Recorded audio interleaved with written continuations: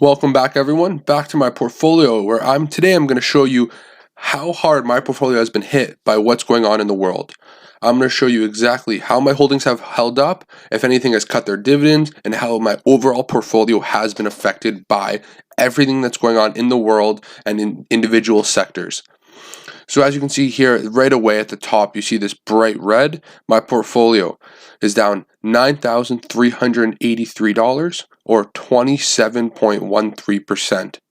My market value of my portfolio had an all-time high about a month ago at around $37,000, $38,000. And now to see it all the way back down to 27, it does hurt to see. But in the long run, I do believe we're going to recover and we're going to do well. So I'm not stressed out. I'm not panic selling. All I'm doing is I'll go through my strategy of how I'm doing during this time, what I'm doing, what I'm buying, what I'm holding, if I am selling anything, what I am selling. But we're just going to go through very briefly. And I know I do my portfolio updates once a month, but with this certain situation and how the world is right now, I thought throwing one in there mid-month every like 2 weeks from my previous video wouldn't be anything too bad. Only because this is the worst decline I've ever seen in my entire life. Of course, I've only been investing for a short period of time, and we have been in this 12-year bull market. For me, it was unbelievable to see my portfolio have huge drops in a single day. I see my portfolio drop 9% in a day, another 13% in a day. Then the following day, I saw my portfolio gain 13% back in a single day. So it's been a wild week in the market, wild maybe I'm going to say the last 2 to 3 weeks, and overall the stock market has been going crazy. So as you can see, on Friday at market close, my portfolio dropped in a single day 2.5%, and overall I am currently down 27.13%. So if I go down to my individual holdings, not too much has changed since my last update. I will be making a video in maybe next week about what I have purchased in March, just to show you the different things I've actually added and contributed to during this dip. So overall, nothing too crazy, but as you can see here, my largest holding, the Vanguard Canadian High Dividend Yield ETF, has taken a huge hit. I was at one point up around 20% in total for this ETF. Now I am down 30%, the total change here, 30%, for being down $4,200. This big drop in price, some of the larger holdings in this ETF are the Canadian banks, and those Canadian banks have been destroyed lately. Some of the Canadian banks have dropped between 30 and 40% in value, which is what led and has fed to this large drop in this ETF. So just to scroll down a bit more, I'll show you here my banks that I own: Royal Bank of Canada, TD Bank, and BMO Bank. All have had huge drops. If I scroll over here, you can see for the three banks, my total change down 26%, 31%, and down close to 40% on my three banks. The banking system in Canada, in my opinion, is one of the safest and strongest in the world, and I believe and I love these banks long term, that these drops mean absolutely nothing. I'm not stressed out. These are the companies I want to add to my positions into because I love these companies long term and I have no stress. They have all sustainable payout ratios around 40 to 50% for their dividend. They have all been increasing their dividend for the last 10 years since 2008. And none of these companies have ever actually cut their dividend. For example, BMO Bank has the longest dividend streak in Canada. BMO Bank has been paying a dividend for about over 170 years without missing. They haven't increased each year for 170 years, but what they've done is they've consistently paid a dividend. During some recessions, they've frozen it, which means they've kept it the same price, they just didn't increase it, but yet they've never missed a dividend payment in over 180 years. To give you perspective, Canada became a country in 1867. So BMO Bank has been paying a dividend longer than Canada has been a country. BMO Bank is actually the first big bank in Canada that was established in Montreal, I'm going to say around 200 years ago. So they have not missed a dividend payment in such a long time that I have no stress. I believe in the management of all three of these banks. There's heavy restrictions and laws by the government to protect the Canadian banks in Canada, so I'm not too worried about those.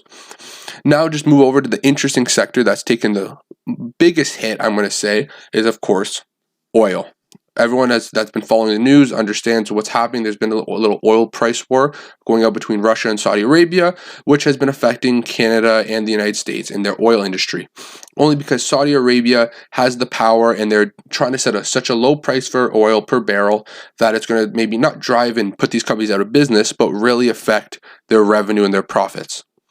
So my first company here is I try to stay away from oil too much, because even though I believe it's going to be here for the next 20 to 30 years, it's still going to be a huge part of our economy.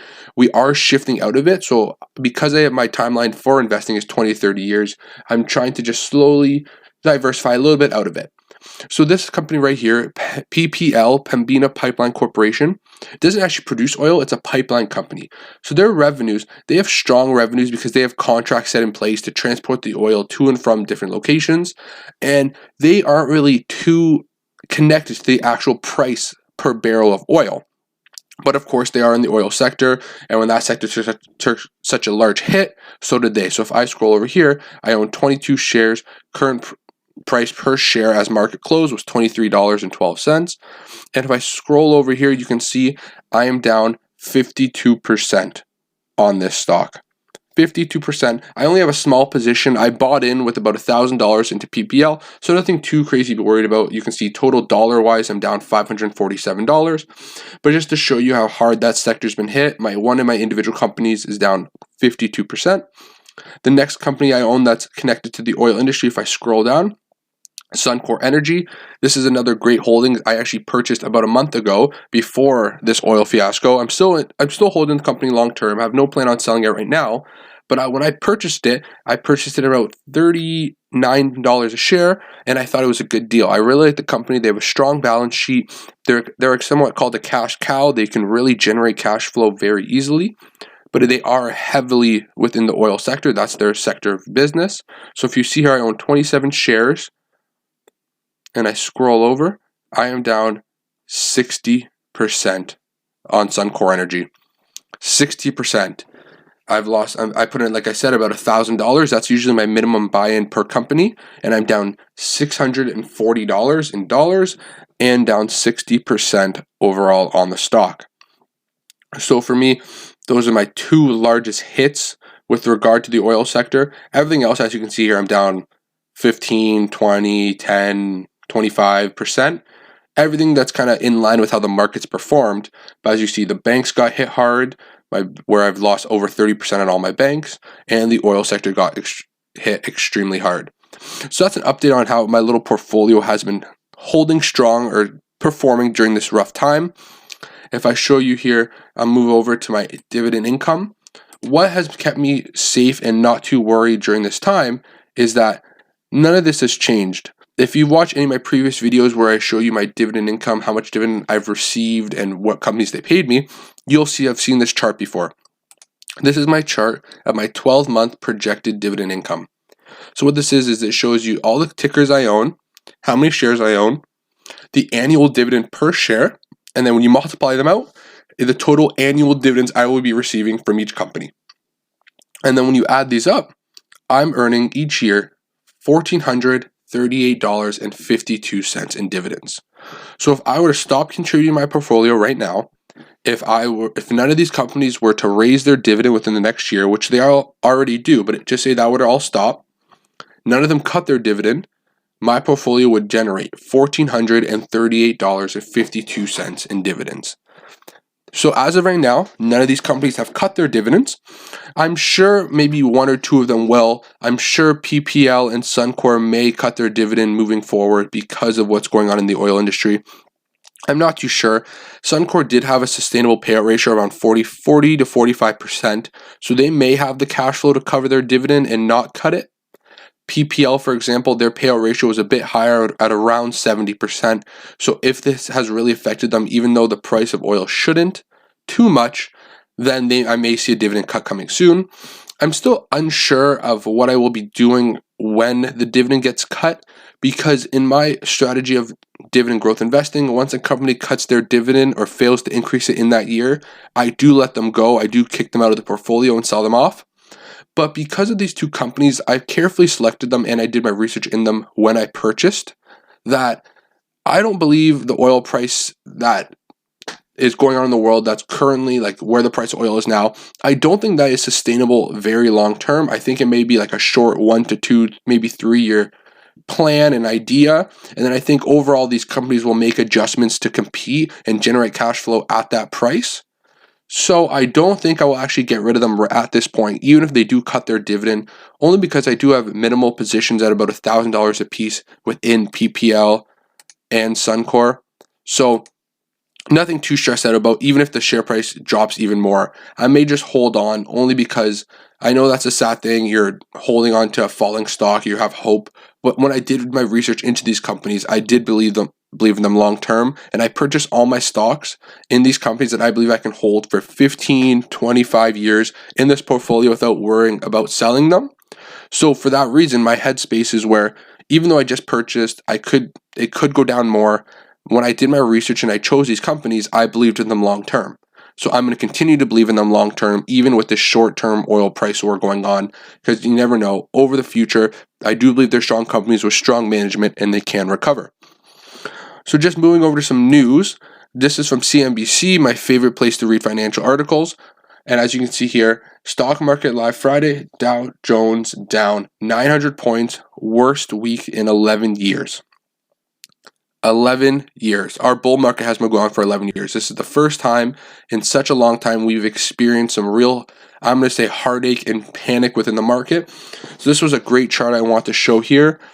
From March 9th, 2009, all the way up, this is the S&P 500 chart, all the way up here to February 19th, 2020, we saw a 400% gain. I understand this is marked at the lowest point, and if it was marked here, it'd be a lot different. But from March 9th, 2009 lows, we are up 400% at February 2020. 400% is amazing. Then, as you see here, which I'm sure you've heard in the news, we had the sharpest and the fastest decline as of close on market day Friday, down 32% from this peak. Overall, from 2009 to the peak, we aren't too bad. Still had an overall decent percentage gain over that 10 years. Nothing to be too ashamed about. But I just want to illustrate with you how fast, in a month, February 19th to March 20th, we saw a 32% drop in the market. There's one other chart here I want to show and display and just talk about here. The stock market's worst weeks. So this is right here is a chart of how much of the stock market, the S&P 500, has dropped in a single week, in a single 5-day span since 1927. The yellow bars happened this year in 2020. So we've had 2 of the worst 10 single week drops in stock market history in the last, I'm going to say, 4 weeks to 6 weeks. This drop we had on March 15th, 2020, this past week that just closed, was the 4th worst single week drop in stock market history. Well, since 1927, so in the last 100 years. That is incredible. So for all of us who have just started investing during this long bull market, so essentially if you've been investing for 10 years or less, even if you started investing 10 years ago, you've never seen anything this bad. You've never seen a drop this bad. If you actually started investing in 2009 of March at the lowest point, if you got lucky to get in at that lowest point, you've seen 400% increase in your stocks if you own just a simple S&P 500 index fund, such as VOO or SPY. You've seen a 400% gain in your price. And now, for the first time, we've experienced massive drops. So as you can see here, in a single week of March 5th, 2020, I'm going to say it's about a 15% drop in price in 1 week. And then February 23rd, 2020, we saw about an 11.5% drop in S&P 500 price within 1 single week. So we've lived through, in the past 6 weeks, 2 of the 10 most dropped or worst drop weeks since 1927 in stock market. That is ridiculous. That is crazy to understand how we've experienced such huge declines in such a short period of time. But we have, and I'm not too stressed out about it. I'm only 20 years old. I have such a long-term perspective with this portfolio, and I have been contributing to my portfolio consistently over this time. It has been harder because I understand of this, what's going on in the world. People aren't out there earning money. Businesses aren't earning money. There's a lot of uncertainty in if the market's going to continue to drop or rebound very quickly. I have no idea. I don't even try to predict the market. I'm not trying to even give you an idea of what I think, because people may think I'm trying to time the market. What I've been doing is just consistently funding this portfolio over time each and every month. Nothing's changed. I always contribute the same amount of cash each month. This month I did throw in a little bit extra just because of the dip. And in my future videos, you'll see exactly what I purchased. And in that video, I'll give you just a short update on the portfolio on that day to see if we've rebounded in the past week or how this portfolio has performed. So as always, I appreciate you tuning in. I'm the Gen Z investor, and I talk about personal finance and investing. So feel free to like and subscribe the video. I'll see you next time.